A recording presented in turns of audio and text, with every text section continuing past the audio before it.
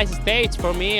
Was so stony at the beginning, pretty tough, also tricky navigation. But anyway, I keep the focus all the time. I don't know if I won the stage, but anyways, it was a really good feeling.